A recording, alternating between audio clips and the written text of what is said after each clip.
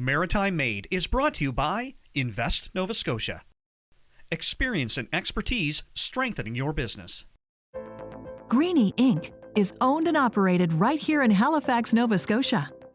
Greenii upcycles old newspapers, paper, and magazines into beautiful, unique bags in a variety of sizes, giving paper a second life.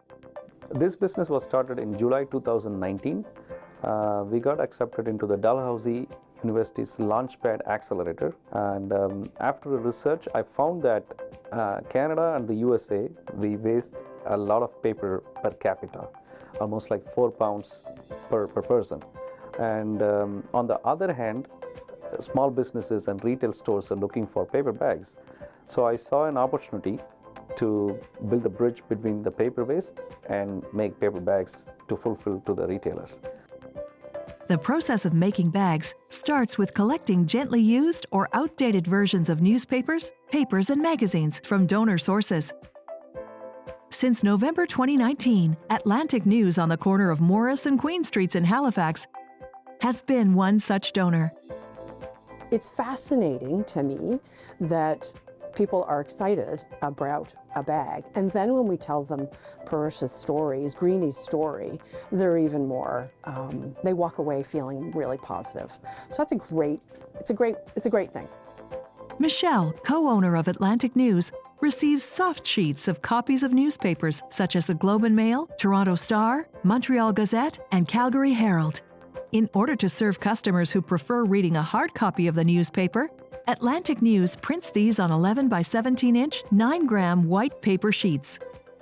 Any paper that doesn't sell or has defects is saved for upcycling at Greenii Inc. The Halifax Central Library also donates its used newspapers, which ironically also originate at Atlantic News. These soft prints are available in the library on the third-floor newsstand for 1 week. Then, their archive keeps everything from the Chronicle Herald from 1990 onwards. But other print news is kept for 4 to 6 months before being recycled. So old reprints are saved and Greenii Inc. collects them. Once all the paper is gathered, the bag-making process begins. Normally, work is done from home. But today, Greenii is working in the boardroom at Metro Works. Greenii has a special relationship with this nonprofit, which helps people discover their employment potential through work programs. New immigrant women and others facing employment barriers are offered work as independent contractors, so they can make bags on their own schedule. To make a small bag, the first step is to unfold sheets of newspaper. Any staples need to be removed. Then the page is folded in half with a half-inch gap on one side. Glue is applied here, using a sponge for an even application.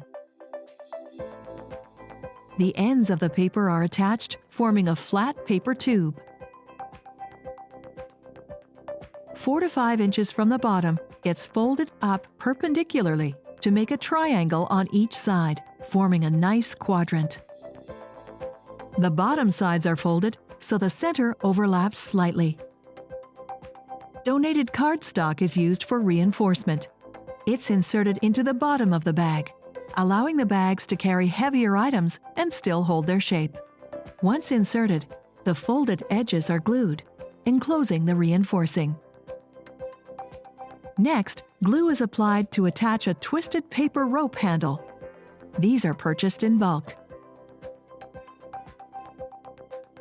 A weight is placed on where the handle was glued to help ensure good contact. Our business is very important to the community. This business is built because of the community and for the community, of the community, by the community. So that's what I can say. And you see that right from the beginning, we have 2 things on mind. One is environmental. So we save trees by our business model, and also we hire vulnerable refugee people, whoever cannot find a job easily because they don't speak English or French, and also sometimes they need an experience, Canadian experience. That's what we are helping it. So you see that from the beginning, we have partnered with MetroWorks Employment Center to coach the newcomer woman to make bags for us. Another source of donated paper is a community flyer from restaurants across North America. It's called Coffee News. These always need to be unfolded. Making a large bag with these takes 3 sheets. An inch on the side of 2 sheets is glued so that the 3 sheets can be joined together. Then the 2 open ends are attached, creating a large tube. 2/3 of this is folded up to make a larger diamond and a broader bottom. A larger reinforcement is needed for this bag. Otherwise, the rest of the production follows the same process. Quality matters, and this finished bag is inspected. Greenii's bag production is a customizable process. Bags can be made to measurement based upon the customer's needs.